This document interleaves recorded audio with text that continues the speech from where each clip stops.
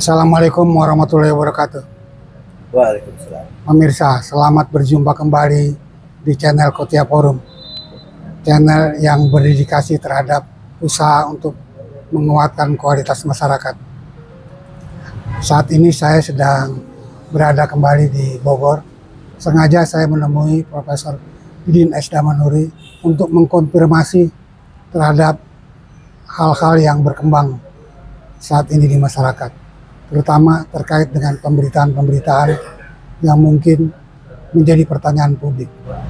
Pemirsa, seperti kita ketahui bahwa literasi sejarah sudah banyak kita dapatkan dari cerita-cerita masa lalu. Dan sekarang kita menghadapi kondisi objektif hari ini, di mana kita diperintah oleh pemerintahan Prabowo saat ini. Dan banyak pertanyaan-pertanyaan publik adalah tentang bagaimanakah hubungan antara Prabowo dan Jokowi, dan kemudian keinginan Prabowo untuk berdedikasi terhadap kepentingan publik. Nah, sekarang kita bincang-bincang dengan Profesor Didin. Assalamualaikum Kang Didin. Waalaikumsalam. Tadi saya sudah sampaikan apa yang kita ingin bincangkan Kang Didin. Bagaimana menurut Kang Didin? Ya, peristiwa hari ini dalam dinamika politik kontemporer Indonesia, terutama 10 tahun terakhir, haruslah juga dibaca dari perkembangan sejarah sejak awal kemerdekaan ya. Tahun 50-an, kita mencatat bahwa ada demokrasi yang langsung eksperimen terhadap demokrasi liberal, yaitu demokrasi parlementer. Pemilunya sendiri, jurdil, bebas rahasia, itu lebih baik pada saat itu. Walaupun sayangnya bahwa hasilnya terjadi instabilitas politik dengan jatuh bangunnya kabinet dan tidak adanya program ekonomi yang serius untuk mensejahterakan rakyat. Bahkan terjadi berbagai peristiwa separatisme, apakah itu RMS, DITI, PRRI dan sebagainya, dan akhirnya Soekarno tidak puas, dia deklarasi kembali ke Undang-Undang Dasar 45, tetapi dalam pelaksanaannya pada tahun 60-an itu Soekarno menerapkan politik sebagai panglima, tidak ada program ekonomi, dan kemudian bahkan menjadi otoritarian pertama ya di dalam sejarah politik Indonesia, di mana MPR waktu itu memutuskan Soekarno sebagai presiden seumur hidup. Kedekatan dengan PKI memanfaatkan, yang akhirnya dia melakukan kudeta yang gagal, dan akhirnya Soekarno jatuh dan Soeharto mengambil alih kekuasaan lewat Super Semar itu yang terkenal. Dan di masa Orde Baru terjadi proses pemulihan ekonomi yang relatif dengan industrialisasinya sesuai dengan tuntutan rakyat, yaitu kebutuhan pokok terpenuhi, kemudian terjadi kemajuan industrialisasi yang relatif sahamnya terhadap PDB hampir mendekati 30%, terjadi stabilitas yang panjang. Cuman sayangnya ini dihasilkan oleh sistem politik yang pseudo demokrasi atau otoritarian ala Soeharto, di mana terjadi pseudo partai, dan Golkar menjadi partai dominan yang ditopang oleh ABRI atau TNI dan birokrasi. Nah, ini akhirnya kedaulatan rakyat terberangus dan terjadi peristiwa pelanggaran HAM yang banyak, termasuk pelanggaran HAM berat. Dan akhirnya karena ada peristiwa ekonomi waktu itu, krisis moneter, dari mulai pasar modal, kemudian harga-harga tidak terkendali, inflasi sampai 70%, kemudian kurs sampai mendekati hampir 18.000, dan Soeharto lengser. Terjadi artinya itu krisis ekonomi yang menciptakan krisis politik. Nah, dalam kondisi yang kekosongan tersebut, IMF mengusung Washington Consensus namanya, yaitu dengan pinjaman yang 40 bilion US dollar, lalu kemudian dia memasukkan gagasan-gagasan liberalisasi ekonomi, tapi juga liberalisasi politik. Dan kita tahu bahwa tanpa sebuah transisi kita masuk pada demokrasi pemilihan presiden secara langsung dan pilkada dengan otonomi yang luas di tingkat provinsi dan kemudian juga pemilu langsung ke tingkat 2 ya. Memang hasilnya adalah pemilu diselenggarakan secara reguler dan tanpa korban yang berarti seperti terjadi di India misalnya, dan Indonesia ditasbihkan sebagai negara demokrasi terbesar setelah India dan Amerika Serikat in term demografi. Tapi kita mengalami satu krisis demokrasi sejak 10 tahun terakhir ini, yakni pemerintahan Jokowi, di mana periode pertama memang tidak terlalu parah ya, tetapi periode kedua setelah 2019 terjadi penyimpangan terhadap konstitusi. Ada undang-undang yang tanpa melibatkan debat publik yang luas, undang-undang Omnibus Law, undang-undang KPK, undang-undang Minerba, dan ada sekitar 8 undang-undang yang tidak memenuhi debat publik, yang relatif agenda publik tidak terwadahi dan lebih diagendakan sebagai agenda kalangan pemilik modal besar ya. Nah, mulailah dari situ kemudian terkondisikan akhirnya makin jauh penyimpangan pada konstitusi dengan memaksakan, awalnya ingin pemerintahan 3 periode gagal, kemudian memperpanjang 3 tahun juga gagal, akhirnya menyorong putranya untuk jadi wapres yang sebenarnya tidak memenuhi dari sisi umur, tapi dipaksakan lewat MK. Ada pelanggaran etik berat di situ, diterima pula oleh KPU ada pelanggaran etik berat, tapi akhirnya resmilah jadi cawapres dan terpilihlah bersama Prabowo.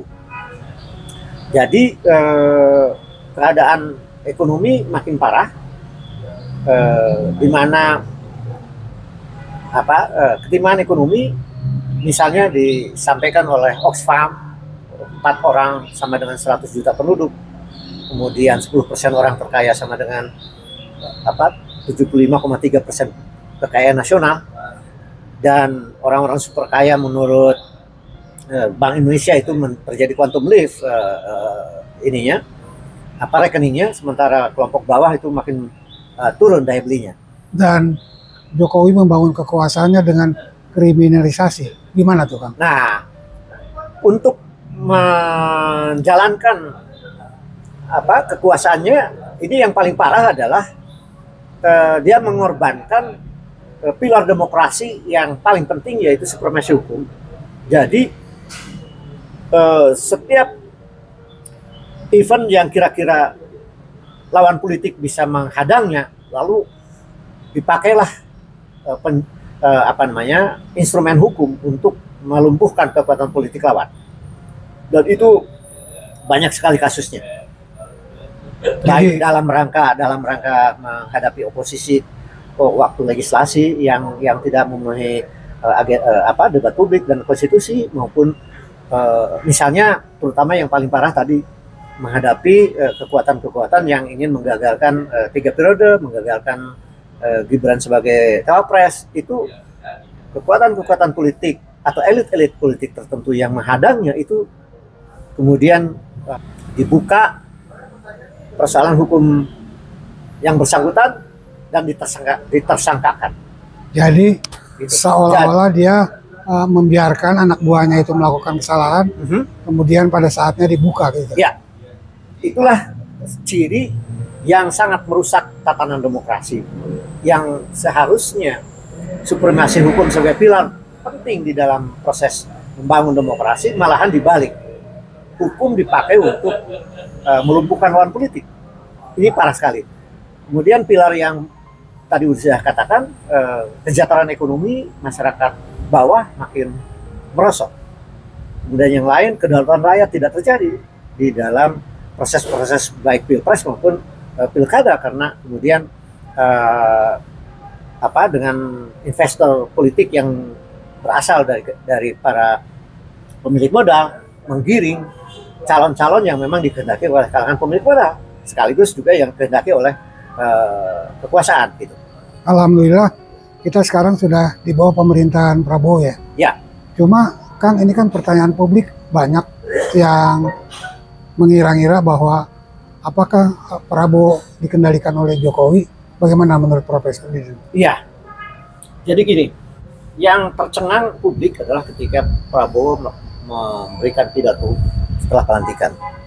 Di situ sebenarnya adalah sebuah pernyataan terbuka di mana dia sedang melakukan koreksi secara paradigmatik, yaitu pembangun ekonomi untuk rakyat dan pembangunan untuk rakyat.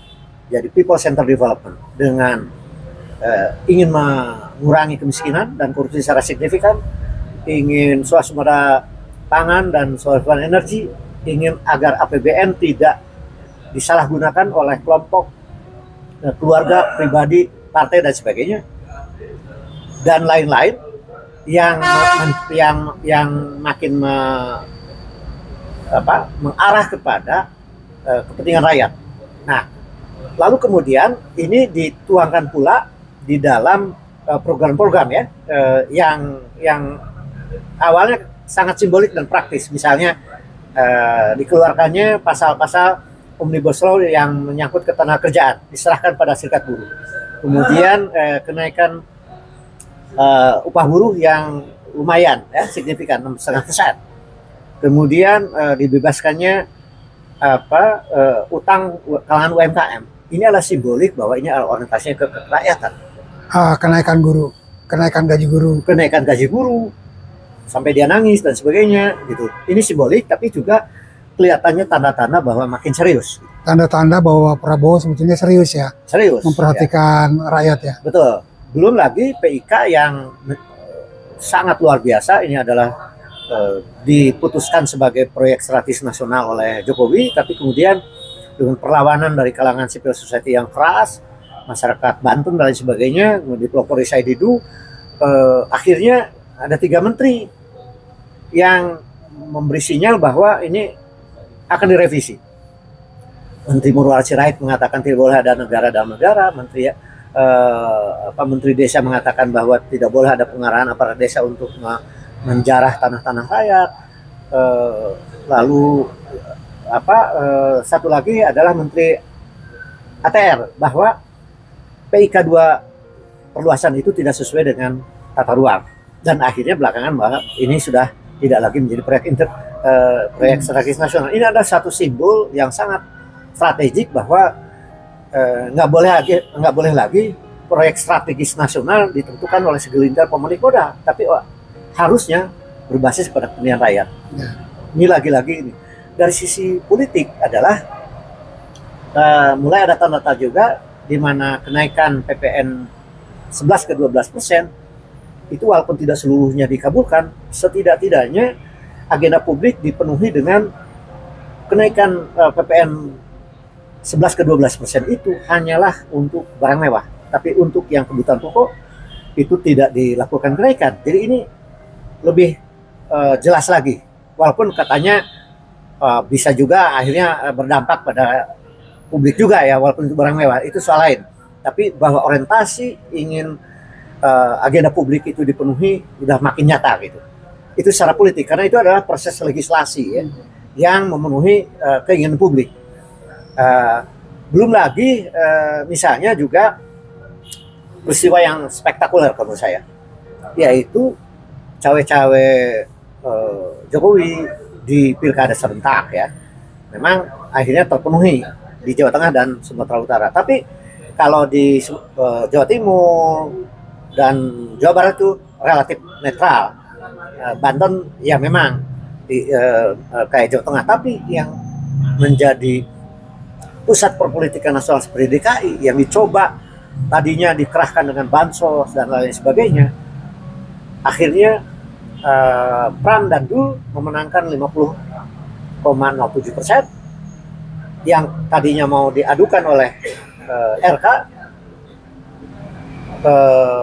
dan kelompok Kimplus ini akhirnya tidak diadukan, dan ini KPU sudah mengumumkan bahwa yang menang di DKI adalah Cagup dan Cawagup yang tidak didukung oleh Kimplus. Ini adalah sebuah tanda bahwa dari sisi politik pun ini agenda publik di mana rakyat untuk menentukan pemimpin yang terbaik itu tidak terlalu dengan cawe-cawe pemerintah pusat. Jadi apa yang Kang Didin baca dari fenomena misalnya kunjungan Mujani ke Solo, Ya. Sekjen Gerindra itu, yang konon kabarnya meminta agar Jokowi bisa masuk Gerindra. Iya, kalau saya review dari sekian sumber bahwa akhirnya nampaknya keinginan setelah Jokowi diberhentikan dari PDIP, kemudian Golkar menawarkan, PAN menawarkan, lalu Gerindra malahan didatangi oleh Mujani ke Solo. Tapi yang saya baca tidak terjadi kesepahaman. Artinya itu Jokowi tidak jadi masuk Gerindra. Nampaknya Jokowi sedang menilai ya keadaan partai mana yang akan dia masuki nanti. Tapi intinya adalah Mujani ke Solo atau Prabowo ke Solo 2 kali, lalu kemudian Jokowi diundang makan ke Kartanegara. Dalam perspektif saya kelihatannya Prabowo sebagai presiden yang latar belakangnya tokoh militer sedang memerankan apa yang disebut dengan strategi Sun Tzu. Jadi dia ingin terus agendanya berjalan, yang intinya adalah pembangunan untuk rakyat dan merestorasi kehidupan itu tetap berjalan walaupun gradual, bertahap, tanpa terlalu diganggu oleh manuver-manuver Jokowi yang ingin agendanya yang lebih berjalan. Nah, dari situ saya lihat bahwa ini perlu dilihat ya ke dalam 6 bulan atau setahun ke depan, apakah move Jokowi yang ingin mengendalikan ini ya makin besar, ataukah Prabowo dengan agenda ingin untuk rakyatnya itulah yang lebih dominan nanti ke depan. Jadi ya, publik harus melototinya mana yang kira-kira battlefront ini yang akan terjadi dalam 6 bulan, setahun ke depan. Jadi kesimpulannya kan bahwa cawe-cawe Jokowi itu fakta ya, karena transparan sih terlihat di masyarakat. Ya. Tetapi juga keinginan Prabowo untuk mensejahterakan rakyat juga sangat terlihat jelas ya, langkah-langkahnya. Jadi mungkin diharapkan dukungan rakyat terhadap Prabowo ya. Ya, dari situ memang ya seperti tadi dikatakan battlefront itu akan terjadi di dalam interplay ya. Jadi ini sebuah ruang bukan ruang hampa tapi ruang yang penuh dinamika. Oleh karena itu publik perlu sekali mendukung agenda demokratisasi ini yang lagi diperankan Prabowo. Jangan sampai ini dikudeta oleh langkah-langkah Jokowi yang agendanya tidak demokratis itu. Karena kan jelas ya, ada ungkapan dari seorang tokoh bahwa Prabowo ini akan digantikan oleh Gibran 2 tahun lagi atau 2029 ya kan. Jadi kita berada pada posisi itu dan rakyat sebaiknya mendukung Prabowo ya. Ya, dukungan secara kritis ya. Artinya tuh kita mengawal agenda publik yang diadopsi oleh Prabowo di dalam pemerintahannya ini, itulah yang harus jalan. Bukan sekedar dukungan tanpa ini ya. Ya, artinya kritis tapi ya, kita tetap mendukung Prabowo dengan agendanya. Ya, dan tanpa jangan sampai agenda Jokowi untuk melanggengkan kekuasaan dinastinya ini yang makin kuat. Nah, ini yang publik harus kawal, karena tanpa pengawalan publik saya kira seperti yang terjadi di Pilkada DKI itu mungkin tidak terjadi, tapi karena kawalan publik cukup kuat di DKI, akhirnya publiklah yang menang menurut saya. Dan beruntungnya kan sekarang ini kan publik ini kan punya HP ya masing-masing, jadi punya kekuatan ya, kontrol netizen istilahnya ya kan. Betul. Tetap walaupun begini, kira-kira ya kalau sebelum terjadi pilkada serentak itu kan mengapa publik itu sampai terkesima ya dengan citra-citra kesederhanaan, citra-citra kerakyatan, gorong-gorong macam-macam. Tapi padahal ada sebuah proses yang sebenarnya merugikan rakyat sendiri. Itu kan selama ini apa ya, publik menjadi confused ya, tidak jelas. Tapi saya melihat di era pilkada ke depan ini publik makin cerdas. Itu yang harus patut disyukuri menurut saya. Jadi ada pencerdaskan kehidupan politik publik yang ini adalah sangat baik ya untuk demokrasi ke depan. Jadi publik harus menjadi bagian di dalam proses pengambilan keputusan, dan Prabowo harus mendukung itu agar dukungan terhadap dia itu bukan sekedar dukungan kesetiaan yang bersifat personal, tapi dukungan terhadap substansi di mana demokrasi itu adalah untuk menegakkan supremasi hukum, untuk menegakkan kedaulatan rakyat, untuk menegakkan di mana kesejahteraan atau kemakmuran rakyat sebesar-besarnya. Jadi bukan sekedar dukungan yang bersifat personal atau elitis ya kepada partai dan sebagainya. Itu saya kira harapan publik di mana dia ini adalah presiden untuk seluruh penduduk. Ya, saya kira baik Kang. Saya kira pemirsa kita cukupkan sampai sekian, dan seperti apa yang dikatakan oleh hadis bahwa berhenti makan sebelum kenyang. Dan tentu apa yang kita bincangkan ini akan kita lihat ke depannya seperti apa. Terima kasih Kang Didin. Sama-sama. Assalamualaikum warahmatullahi wabarakatuh.